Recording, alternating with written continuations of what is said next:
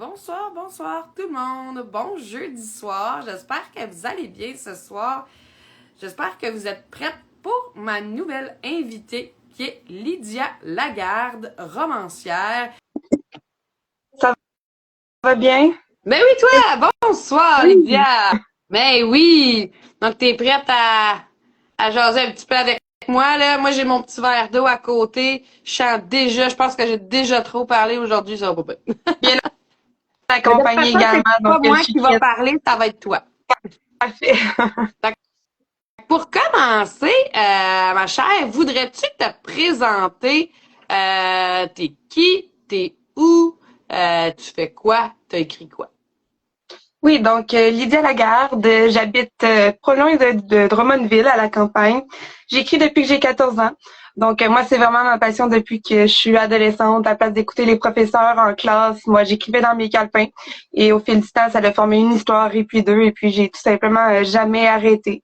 Donc, je continue encore aujourd'hui à écrire à tous les jours. Donc, c'est important pour moi. C'est vraiment pour me vider l'esprit, là, tout simplement.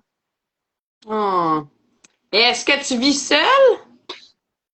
Je suis maman de 3 enfants, donc je suis mariée également. J'ai ma petite maison, j'ai 3 chiens, 2 chats. Donc, j'ai une Moi, vie assez remplie. Oui, j'aime ça l'action quand ça bouge, c'est important. ouais.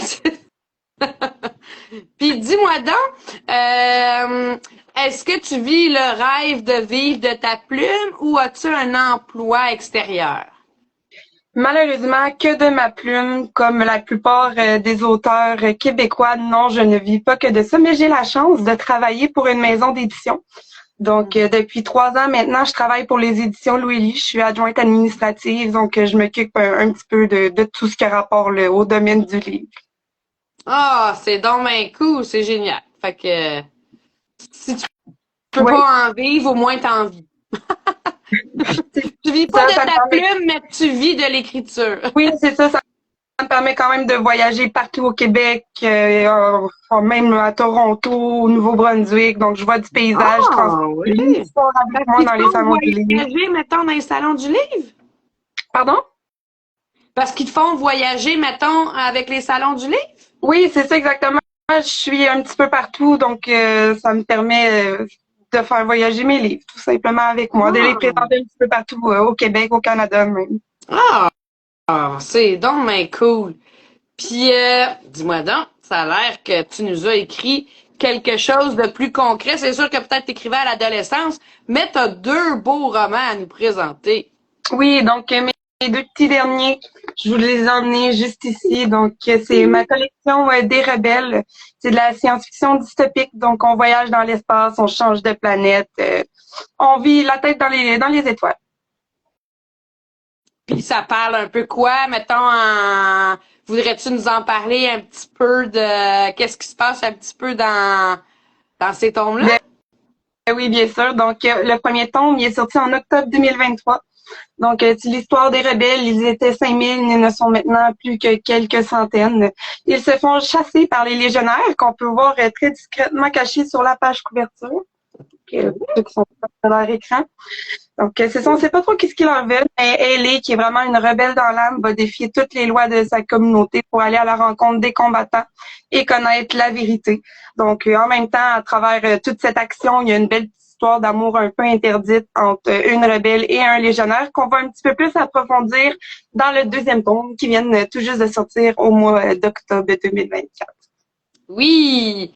Puis il faut dire que moi, j'ai été charmée par, en plus de l'histoire de ta plume, j'ai trouvé que c'était tellement bien écrit, ta façon de d'écrire les choses, puis de la façon d'amener ça, là, ça m'a vraiment... C'est ça qui m'a vraiment surpris. J'ai fait comme au début, wow! Quand tu connais pas toute l'histoire puis où ça s'en va, t'as juste besoin de lire un paragraphe ou deux, puis tu fais déjà, ça va être bon. Merci beaucoup. Fait que ça, c'était vraiment quelque chose qui était venu me chercher. Tu l'as dit un petit peu, Lydia, en début, que t'écris depuis que tu as comme 14 ans, mais voudrais-tu me parler un petit peu plus là, à part d'écrire sur des feuilles brouillon pendant que ta professeure parlait, quel cheminement t'a amené à écrire un un roman complet, ben, une série, là? Oui, en fait, j'ai depuis toujours, j'ai eu un petit peu la tête d'un nuage, comme je disais, donc j'écris depuis toujours. Avant ces deux-là, je tiens quand même à dire que j'ai déjà écrit un petit peu d'autres romans, Oui, mais c'est seulement très avec bien, oui. l'apothéose. Donc, j'ai en tout 6 autres romans qui sont sortis avec Distribu Livre là, avant. Donc, comme je disais, là, je touche à ce type-là depuis vraiment longtemps. De formation, j'ai une technique en intervention en délinquance. Donc, j'ai travaillé 2 ans dans des centres fermés avec des ados en troubles graves de comportement. Fait que c'est sûr que j'ai quand même vécu beaucoup de situations avec eux, ce qui m'a toujours emmené à écrire un petit peu plus pour les adolescents. Donc, c'est vraiment Ah! un sujet que j'aime, là, que j'aime écrire, donner des petites morales à travers mes histoires également. Là. Donc, depuis longtemps, c'est un petit peu mon objectif là, de faire un petit peu voir mes valeurs à travers tout ça aussi. Là. Puis, dans ton adolescence, est-ce que tu écrivais dans le but de devenir un jour auteur? Toi, tu te nommes romancière. Je sais pas si tu tiens à ce titre-là en particulier. Je peux l'utiliser comme en tout et partout, là. Est-ce que tu écrivais dans le but de un jour je publierai mes romans? Non, pas du tout. Au début, c'était vraiment juste pour moi. Puis même au début, j'étais très, très gênée de faire lire mes histoires à quelqu'un. Ça m'a pris même quelques années avant que j'ose, pour la première fois, dire à ma belle-sœur, veux-tu lire une de mes histoires, me donner tes impressions? Donc, pour moi, c'était quand même personnel au début. Tu sais, mon style d'écriture, ma plume, mes histoires, un peu mes pensées. Mais au fur et à mesure, je me suis un petit peu dégênée sur ce côté-là. Ah, ok, cool. Puis, dis-moi donc, là, t'as écrit, tu tournes quand même avec tes précédents romans qu'on a vus très rapidement, tu peux, si tu veux, prendre plus de temps puis nous les montrer, là, tu tournes quand même toujours un peu dans le fantastique ou là, ici, t'es dans le science-fiction avec l'espace, mais c'est-tu une préférence personnelle de ce que t'aimes regarder à la télé, de ce que t'aimes lire, ou pourquoi ce style-là en particulier? Non, je pense pas que ça soit à cause de. Ben, c'est sûr que j'aime beaucoup le fantastique, la science-fiction, j'en écoute vraiment beaucoup. Mais je pense que quand j'ai commencé à écrire, ce que j'avais besoin, c'était simplement de me sortir de mon quotidien, d'aller voir ailleurs, de voyager ailleurs, de me sortir un peu de la société actuelle dans laquelle on vit. Donc, je voulais créer mes propres lois, mes propres règlements, mon propre monde, les propres façons d'agir de mes propres peuples, etc. Donc, un petit peu tout personnalisé à ma manière. Ah, cool! Ça fait super du sens parce que c'est en fait, ben, peut-être pas tout le monde, là, mais moi je mettrais tout le monde dans le même panier que le mien. C'est que justement, tu l'as très bien dit, on veut lire pour s'échapper, pour s'évader, pour vivre une aventure, une épopée, quelque chose qui nous sort de notre quotidien. Puis Exactement. avec les deux que j'ai lus, là, faudrait bien que je me mette à lire toutes tes autres aussi. Je suis sûr que je les aimerais. Je t'invite à le faire. Puis dis-moi donc, à moins que tu sois une astrophysicienne en double personnalité, là, la loi de la physique de l'espace, puis les vaisseaux spatials, puis les deuxièmes planètes, c'est pas tout le monde qui est à l'aise de créer ces mondes-là. Est-ce que tu as fait beaucoup de recherches pour élaborer tout ça? C'est sûr que oui, ça m'a pris de la recherche, évidemment, mais j'avais quand même une bonne base parce que j'ai toujours été quelqu'un qui s'est intéressé un petit peu à tout. Donc, j'avais déjà, bien avant de commencer ma série, écouté plusieurs vidéos YouTube sur le sujet. Donc, même encore aujourd'hui, le ciel, l'espace, c'est quelque chose qui m'intrigue énormément. Donc oui, c'est encore une fois quelque chose que j'ai en dedans de moi depuis longtemps, là, une admiration pour les étoiles.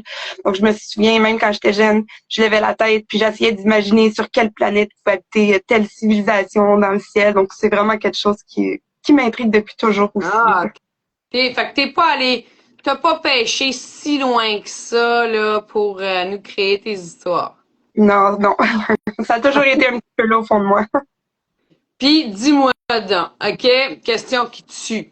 On peut peut-être s'attendre à connaître la réponse, mais parmi tous tes romans, en as-tu un préféré?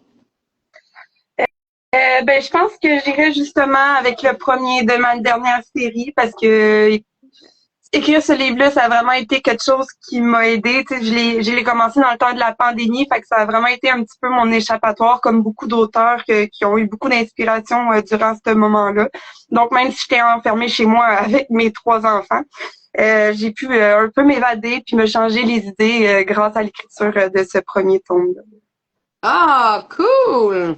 T'as pas nécessairement la réponse que j'attendais, fait que c'est parfait. Dis-moi donc, Lydia, est-ce que tu lis autant que moi? J'aimerais tellement ça, lire beaucoup, mais malheureusement, avec l'emploi que j'ai pas le temps de lire autant que je voudrais. Ces temps-ci, je lis des manuscrits que la maison d'édition a reçus, donc je me Ah, concentre. c'est quand même cool! Oui, exactement. Donc, je fais d'autres sortes de lectures, mais j'aimerais ça, des fois, avoir plus le temps de me plonger dans des bons romans, là, tu sais, déjà Ouais. publiés, un livre papier que je peux tenir entre mes mains, là. Oui. Ah, OK. Puis quand tu lis, qu'est-ce que tu lis? J'y vais vraiment dans le fantastique. La romance, c'est important pour moi. Là. S'il n'y a pas de romance, j'ai de la misère à accrocher. Donc, que ce soit n'importe quel genre, même historique, fantastique, science-fiction, policier aussi, tant qu'il y a une petite romance à travers tout ça, ça me plaît bien. Ah, fait que là, on reconnaît que t'as Ça fait rejoint mon style ton d'écriture. roman à ton image. Exact. Puis, si on parle euh, québécois et étrangers, est-ce que tu as des auteurs idoles, c'est peut-être un petit peu trop intense comme mot, là, mais que t'aimes bien? Du coup.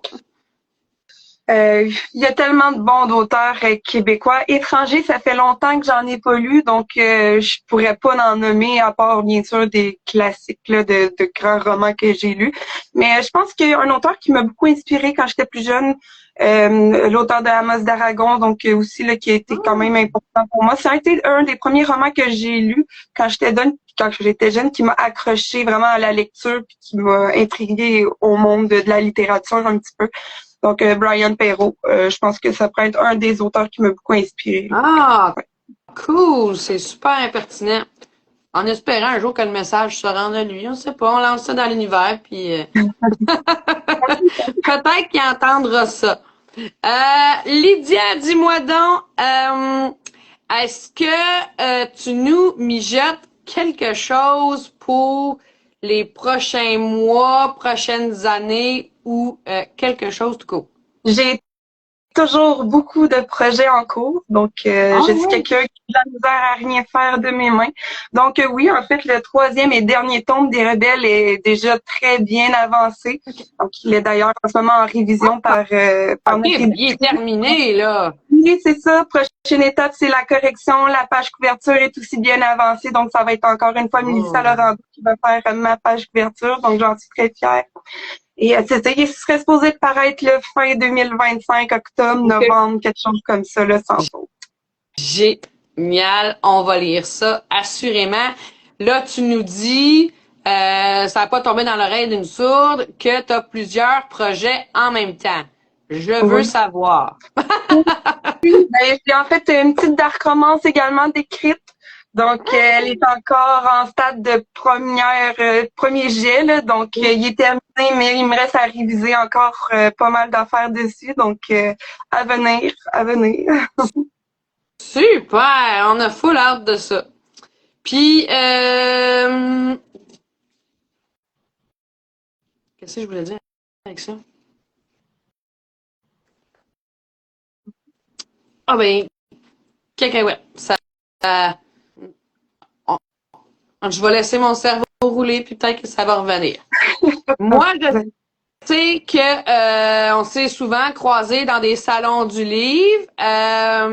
Où est-ce qu'on va pouvoir te retrouver là dans les prochaines semaines, les prochains mois?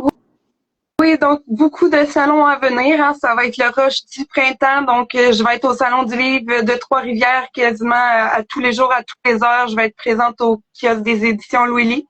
Je vais être aussi présente au Salon de Edmundston qui va suivre. Salon du livre de Québec aussi. Je vais être présente du mercredi jusqu'au samedi avant midi.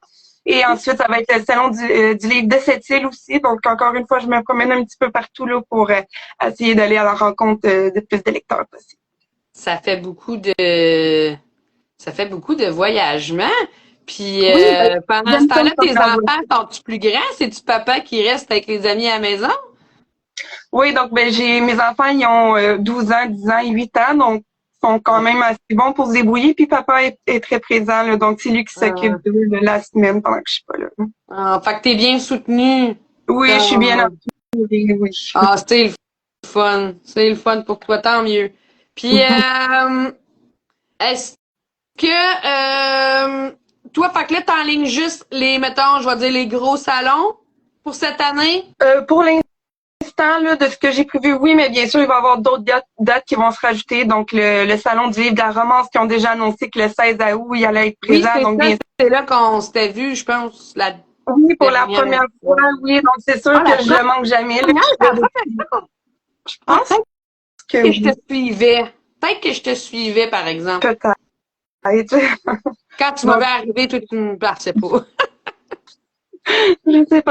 Donc, c'est sûr que ça, c'est un salon que je manquerai pas. Puis, bien sûr, les salons passagers, je continue à être OK. présente. C'est tout le temps des salons super le fun à faire aussi, là. OK. Fait que c'est ça. Si c'était ce que je pensais, tu vas être quand même très occupé pour ce qui s'en vient en 2025. Oui, oui, c'est ça. Bon.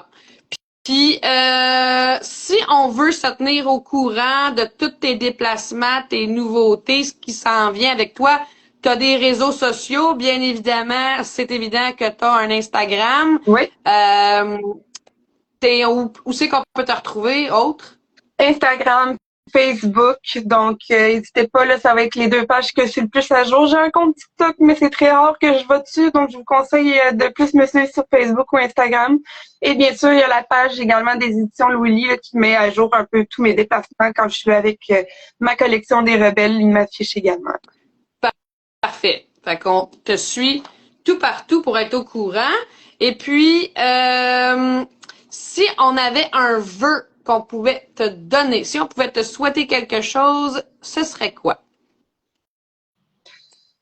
Un vœu, eh ben, que je ne perde jamais l'inspiration parce Ouais. que c'est, je pense que c'est autant bon pour moi que pour vous hein, en tant que lecteur. Donc, pour moi, parce que ça me permet vraiment de me libérer. C'est vraiment quelque chose qui est important pour moi de mettre un petit peu mes pensées sur écrit, que j'ai l'inspiration pour le faire un petit peu à tous les jours. Puis, ben, en même temps, ça continue de créer des petites histoires que pour l'instant, j'ai quand même beaucoup de retours positifs. Donc, je pense que ça contribue un petit peu à quelque chose. Puis, chaque chose fait son bout de chemin. Donc, et voilà. Bon, ben, J'y vais avec. on te souhaite de continuer avec l'inspiration. J'ai souvent aussi des gens qui disent, je voudrais plus de temps. Ça, Oui. je pense que peu importe qu'on soit auteur ou qu'on soit comptable ou qu'on soit médecin, je pense que on s'entend tous pour dire qu'on pourrait bénéficier de plus de temps. Oui, c'est important de se prendre le temps aussi. Donc, moi, je C'est suis... juste, c'est juste une question de prendre le temps. Ouais, On a toutes 24 heures dans une journée. C'est c'est juste de savoir qu'est-ce qu'on en fait. exact. C'est super cool. Puis dis-moi, Lydia, moi j'ai passé à travers ma feuille de questions. Mais est-ce qu'il y a quelque chose dont tu voudrais parler? Est-ce que tu voudrais plugger quelque chose qu'on n'a pas abordé ce soir ensemble? Bonne question. Donc, vite comme ça, ben, écoutez, juste continuer à me suivre sur les réseaux sociaux. C'est important pour moi de partager ma passion, de partager également la littérature québécoise. Donc, on a tellement de bons auteurs au Québec. Il faut continuer d'encourager les auteurs de chez nous. C'est dur de vivre de notre plume de nos jours, mais c'est les petits gestes, les petits tâches qui font la différence. Donc, n'hésitez pas à suivre tous les auteurs là, qui viennent du Québec, d'encourager les petits événements également. Là, c'est important. Super, c'est tellement inspirant. Moi, en tout cas, je ne vis que, pas que, non, je peux pas dire que, mais beaucoup pour les petits auteurs, puis les auto-édités, puis les moins connus, les petits salons, puis ces choses-là. C'est tellement des belles découvertes. C'est à chaque fois, t'as l'impression de lever une roche, puis de découvrir un trésor, puis de faire comme, ben, wow! Exactement. Fait Les petits auteurs, ils ont moins de visibilité, mais des fois, c'est des trésors qui se cachent là. Donc, faut pas hésiter à encourager un petit peu tous les auteurs. c'est exactement ça qu'on pense pareil, c'est parfait. Écoute, c'est ce qui fait le tour, Lydia, de mon entrevue avec toi. On voulait en apprendre un petit peu plus sur toi, puis ton évolution dans l'écriture. Je crois que si les gens veulent te connaître davantage, peuvent aller te rencontrer en personne. En prime abord, t'as l'air un petit peu gêné, mais une fois qu'on embarque dans la conversation, ça va super bien. Puis t'es tellement passionné que on voit que t'aimes ça, parler de livres, d'écriture, puis de littérature. Fait que c'est super le fun. Un gros merci à toi, puis n'hésitez pas à venir me rencontrer au Salon du Livre de Trois-Rivières. Je vais être là. Mon Oui. prochain événement, il vous attend. Moi aussi, je vais y aller. Fait qu'on va s'y voir. Bye. Ah, merci Lydia. Bye, Merci à bonne toi. soirée. Bye.